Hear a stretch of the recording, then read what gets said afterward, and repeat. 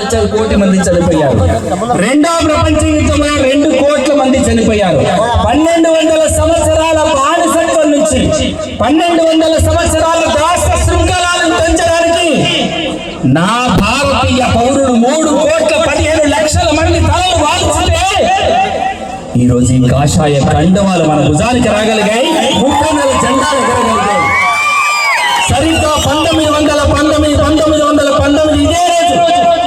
ఇదే రోజు ఏప్రిల్ 13వ తేదీన మనందరం మరిచిపోలేని కాలరాత్రి జలియన్ వాలా బాగ్ దుర్ఘటన జరిగిన దుర్దినం ఇది. రోజు ఒక సద్దాం కారుతున్నటువంటి రక్తపు మట్టి ముద్దను పెట్టుకొని, నా దేశభక్తులారా, అమరవీరులైనటువంటి నా స్వాతంత్ర సమర యోధులారా, మిమ్మల్ని అందరినీ బలి తీసుకున్నటువంటి డయ్యర్ ఎక్కడున్నా సరే, ఏ ఖండాంతరాలలో ఉన్నా సరే, వాడిని ఖండలుగా నరికేది అక్కడ వదిలిపెట్టనని చెప్పేసి లండన్ వెళ్ళి వాడి సన్మాన సభలో, ఇలాంటి సన్మాన సభలో డయ్యర్ గుండెల మీద గుండ వర్షాన్ని కురిపించి మన భారతీయ యువతరం యొక్క సత్తాను చూపించినటువంటి రోజు.